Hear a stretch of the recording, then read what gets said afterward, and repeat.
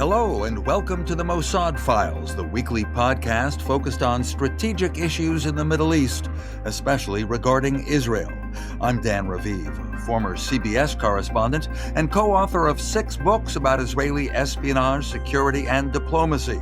I'll be speaking later with a veteran Israeli news correspondent in Washington, Natan Guttman. But first, let's dive into the latest story involving the Mossad, Israel's agency for foreign espionage and special missions. The army general who took over as Mossad director, an outsider named Roman Gofman, has fired 2 senior staff members, one woman, one man, the head of the intelligence directorate that collects and analyzes raw data, and the head of the Iran unit. Fired apparently because the goals set for the war against Iran, the war that started February 28th, the U.S. and Israel together attacking Iran, those goals have not been achieved. So far, a failure.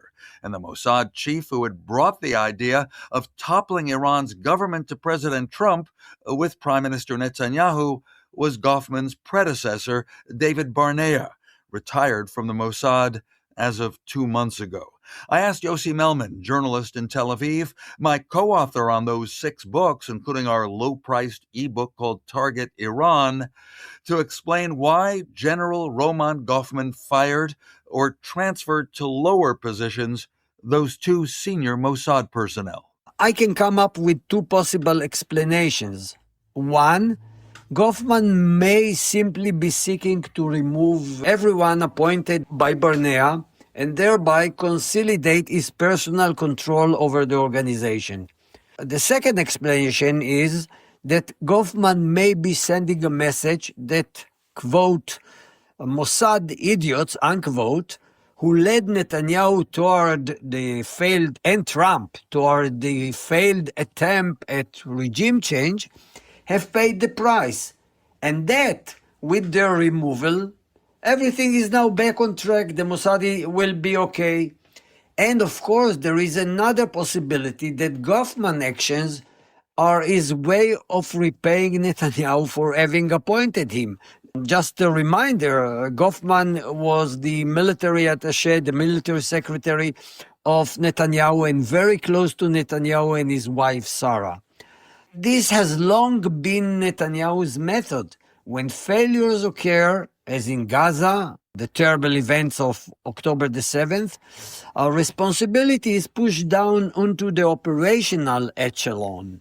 The people carrying out the missions are portrayed as those who are repeatedly fail and cause failure, while the political leadership, Netanyahu above all, bears neither blame nor responsibility. I also asked Yossi Melman to comment on whether the Mossad now has to go back to the drawing board, kind of literally, making new and different plans for how to weaken Iran's nuclear program and its ballistic missiles. And also to what extent the Mossad can expect full cooperation with the CIA or the Trump White House. To put it another way, with these 2 firings and the deputy director having been fired by General Gofman in June, is the Mossad now less effective? There have been upheavals at the top of the organization in the past whenever a new director took office. The institution as a whole is greater than the sum of its individual parts. Moreover, Dan, contrary to the public relations and narrative and the mythology surrounding the Mossad, military intelligence, Amman, has in most periods been more important than the Mossad and has contributed more to Israel's intelligence picture and to the operational capabilities of the Israeli military and the army. Now, however, because of the damage to the Mossad's reputation caused by its overreach and the hubris surrounding the ambition, its standing is likely to suffer even further, the Mossad's standing. None of this, however, dispels the question marks surrounding Gofman's appointment or his conduct since taking command, which at times resembles that of an elephant in a china shop. I'm sure that also goes for bulls breaking all that fine china in the store. My sincere thanks to my longtime co-author, Yossi Melman. Please keep listening. You'll hear more on the upheaval in the Mossad and between Trump and Netanyahu.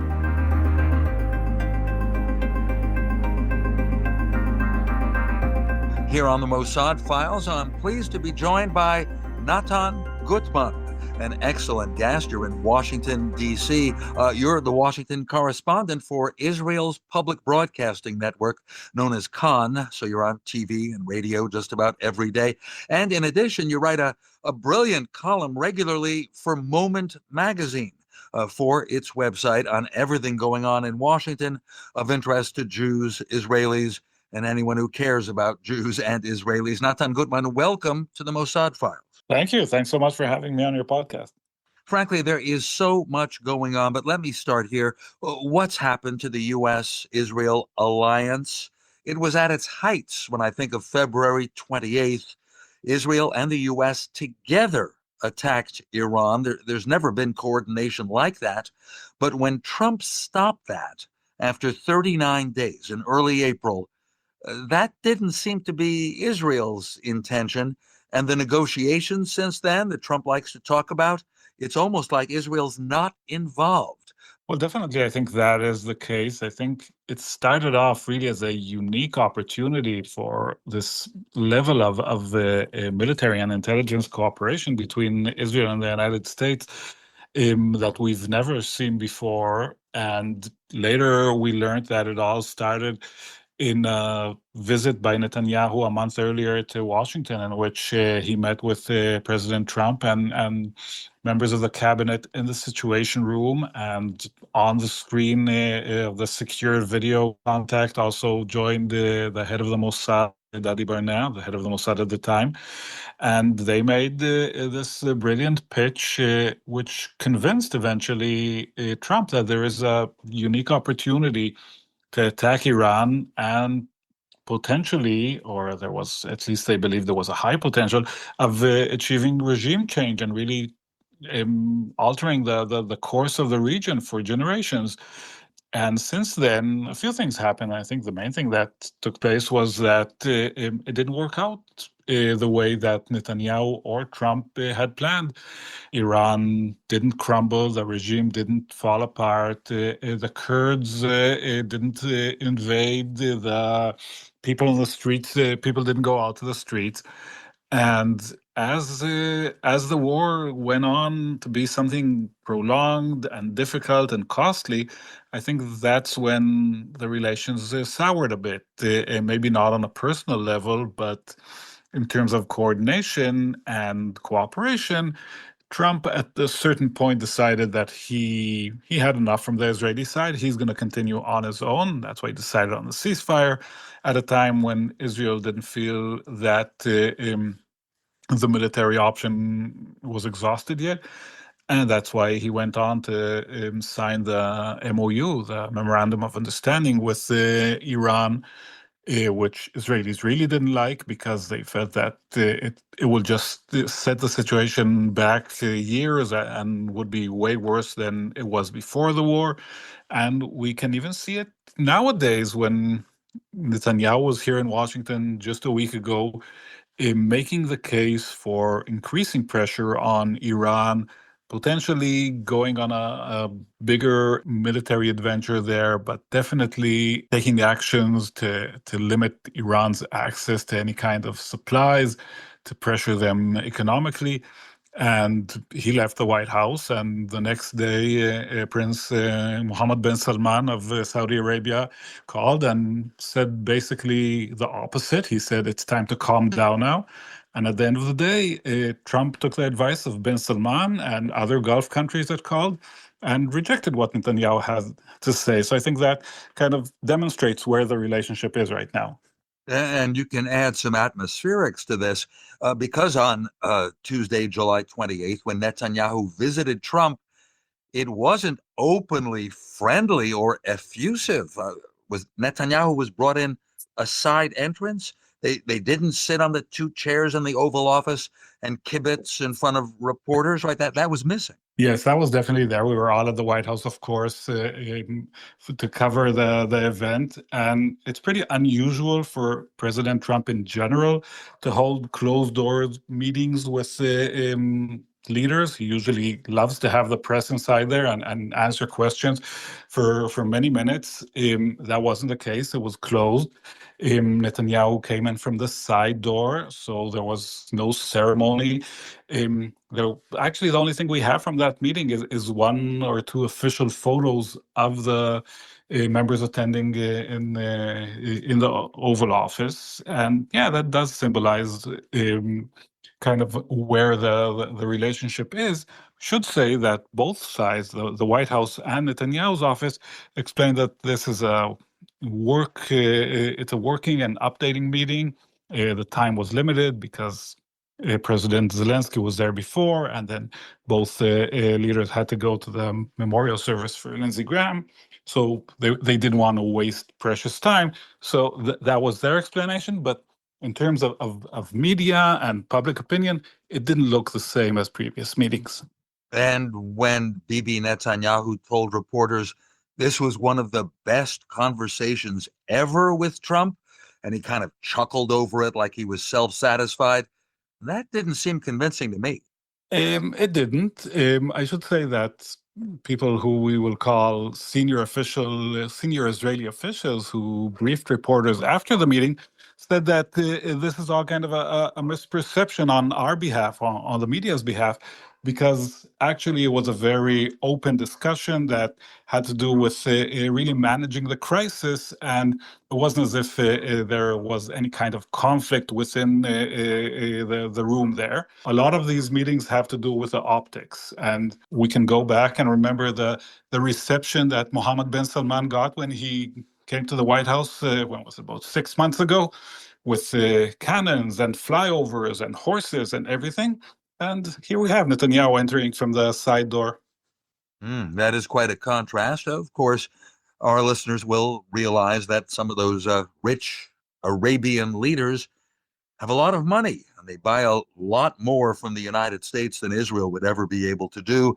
And Trump just seems to be impressed by them, of course, right? And both times that he became president, his first trip was to Saudi Arabia. So he definitely listens to MBS, as you said, to Mohammed bin Salman.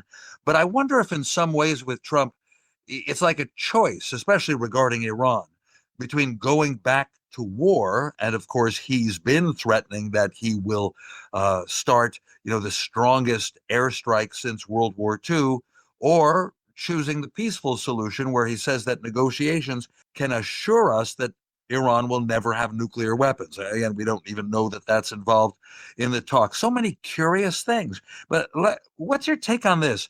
Whether Trump still believes in Israeli information, right? Israel's Mossad still has Iran very well penetrated, has a lot of information. I'm sure that Netanyahu tries to bring data to the U.S. administration. But the signs that I picked up was that Trump said, no, I don't need your information. I think that's exactly the case. Obviously, Israel still enjoys this status of being an intelligence superpower. The type of information that Israel brought to February 28th, at actually pinpointing where the leaders are in Iran, knowing exactly the whereabouts of everyone in the regime, targeting military targets. These things are highly appreciated by the United States and by Trump himself. However, at a certain point, Trump is thinking of this more strategically or politically, and he doesn't really care about the details that much. I think the most recent example was the story of Pickaxe Mountain, that mountain near Natanz in Iran, where allegedly Iran dug a whole facility underground and is storing centrifuges there. Netanyahu, according to press reports, was planning to present Trump with this information in their meeting and kind of say, well, you see, look what we know that this is going on there. We think it's time for America to take action. And Trump basically preempted that. He gave an interview to Fox News hours before Netanyahu entered the White House and said, I don't need Bibi to tell me that.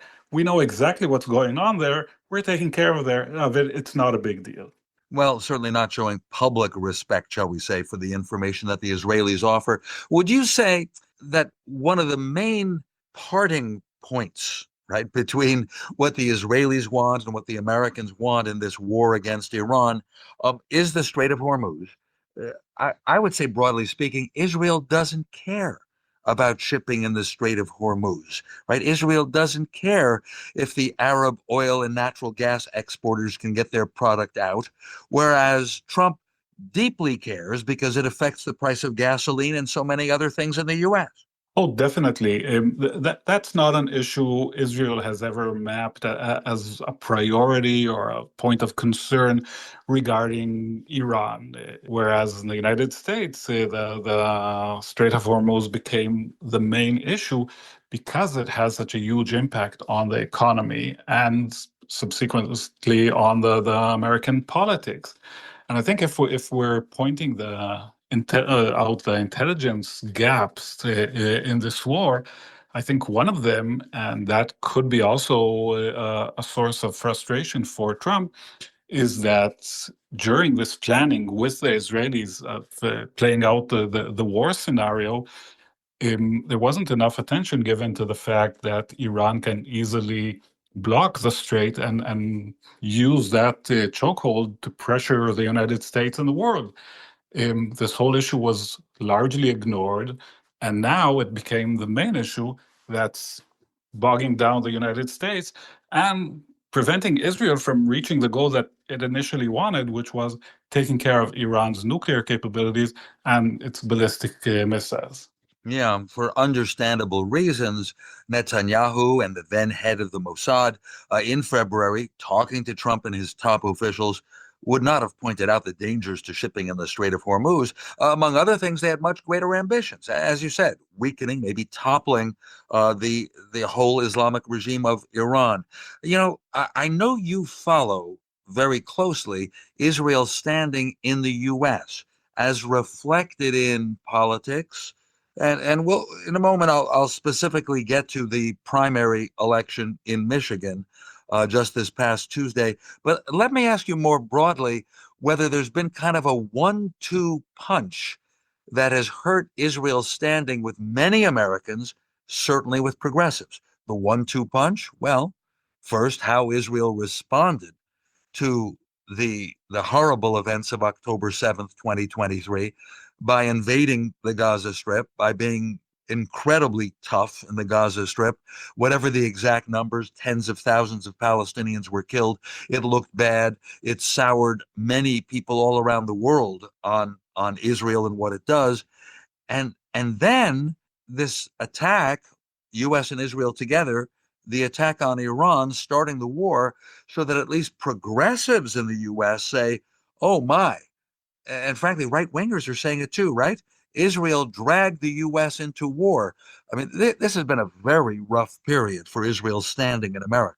Oh, definitely, and I think that's exactly the issue, the 1-2 punch. Israel lost much of its support on the Democratic side, and it's not only with progressives; it's mainly with progressives, but frankly, it's taken over the entire Democratic Party. Israel lost that after the Gaza war and the conduct of the IDF during the Gaza war, and it never gained back that type of support. And then came the Iran war and added this other element, which basically brought the isolationist wing of the Republican Party and many in the MAGA part of the Republican Party to say the same thing. They say, well, basically Israel is dragging America by its nose to a faraway war, and this is a president who promised us no foreign wars and America first. So there is this horseshoe effect where the far left and far right are almost joining together in this criticism of Israel over the Gaza war and the Iran war.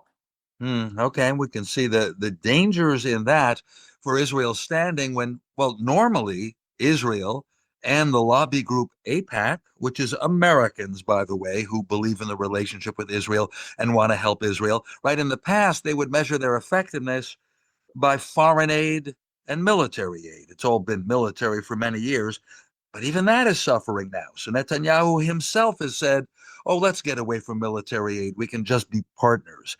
Is that serious? Is that going to happen?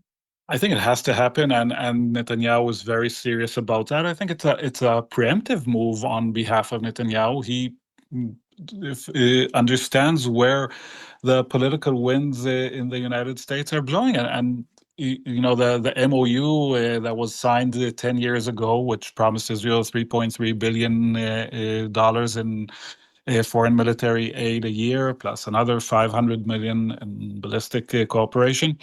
That will expire next year, and it's time to sign a new 10-year MOU. And I think everyone understands that these things will not be approved by Congress again, or if so, it will be very difficult to get them approved. In the past, aid to Israel was one of the easiest topics to pass, was always approved. I mean, there were obviously some on the left that never liked it, but it was easy. Now it's hard, and therefore Netanyahu is saying, let's do the same thing that we did before, and that's back in the days when he was prime minister for the first time. He said, let's phase out the civilian aid over 10 years, and now he's saying, let's phase out the military aid. I think that's a smart political move. It will kind of do away with the claim here that American taxpayer money is going to fund Israel. We should, of course, mention that this was never really the case, because it's American taxpayer money that went to fund Israeli purchases of American weapons. So basically it all went back to the United States and to defense contractors. But Netanyahu is saying, let's phase it out over 10 years. Israel is a strong economy. We can pay this $3.3 billion a year. We're very successful, and it will give Israel a type of independence, because Israel could start developing more of its own military capabilities. He's even talking about developing, maybe for the first time in decades, an Israeli fighter jet, which is pretty ambitious, and I'm not sure it's going to happen. But the idea is, yes, to wean off the American financial support. We're speaking with Natan Guttman. He's the correspondent in Washington for Israel's public broadcasting network known as Kan. You're on TV and radio for them, and you write a regular column for Moment magazine at its website about everything going on in Washington. So, Natan Guttman, U.S. politics, the latest sign of something that affects Israel's image is the result in Michigan, right? In the Senate primary, the Democrat who won his party's primary, who will be the Democratic candidate for U.S. Senate, is Abdul El-Sayed. And he's definitely in the anti-Israel camp. Just after winning his primary, he said Israel is bloodthirsty. And he is portraying AIPAC as an evil lobby. And the congresswoman he defeated, Haley Stevens, she must have gotten a lot of campaign contributions from AIPAC and other supporters of Israel. Is there actually an amount of how much was spent on the unsuccessful Stevens campaign? The numbers are staggering. We're talking about some $60 million, 30 million of them from AIPAC. Actually, it's not directly, of course, from AIPAC. It's from a super PAC created by AIPAC. That is a huge amount of money for any group to put in, especially for a Senate primary race. But AIPAC has been doing that. That's part of its tactic in recent years. It's pouring a lot of money in these races in order to defeat the candidates who are anti-Israel. And of course, El-Sayed is extremely anti-Israel and critical of Israel. But there are others also who are more moderate in their criticism, but still believe in limiting or conditioning American aid and American arms sales to Israel. At the end of the day, AIPAC's money and the pro-Israel lobby's attempts weren't enough to save Haley Stevens. And it also kind of teaches us where we are right now. We saw similar things in several New York congressional races. It's getting harder and harder to make sure that pro-Israeli candidates get elected. Israel is not a great commodity now in democratic politics. I think all that plays together. In the knowledge base of many American people, Israel is the Jewish state. So you say Israel, they think Jews. Sometimes people who don't know many Jews, sometimes people from big American cities who do know Jews and don't like them. How do you put it? Whether you're writing for Americans in Moment magazine or whether you're talking to Israelis, how do you explain whether these changes are, well, in fact, anti-Jewish, anti-Semitic? That's very difficult, and it's something that we struggle with every day. And I think, first of all, because the lines are blurred sometimes. Like, when does criticism of Israel become anti-Semitism? And smarter people than me have written a lot about it. Issues like singling out Israel or using different standards for Israel than for other countries could be seen as anti-Semitism. There's, of course, a debate over what is the definition of anti-Semitism. There's the IRA definition, which is broader and does include many types of anti-Zionism. But there's also another complicating factor, and that is the political meddling in it. And on the one hand, you have Israel and many pro-Israelis here that would gladly tag any form of criticism of Israel as anti-Semitism, because then you don't have to actually respond to the claims and engage with these people.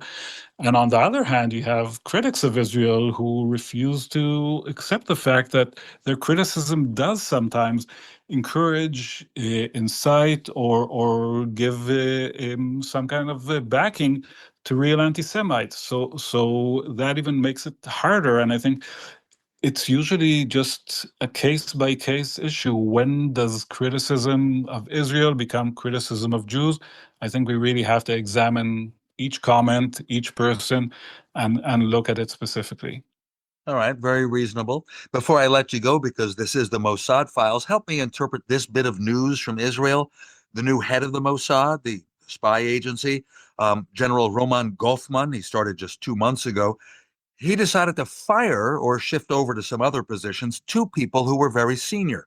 The head of the Intelligence Directorate, the department that collects and interprets raw information from inside hostile countries, and the head of the Iran division, supposedly one of Israel's top experts on Iran. Apparently, they're paying the price for the plan that we spoke about with the U.S. involved, hoping that Kurds would be involved, hoping the government in Iran would be toppled. They're paying the price of failure. I mean, what do you make of that?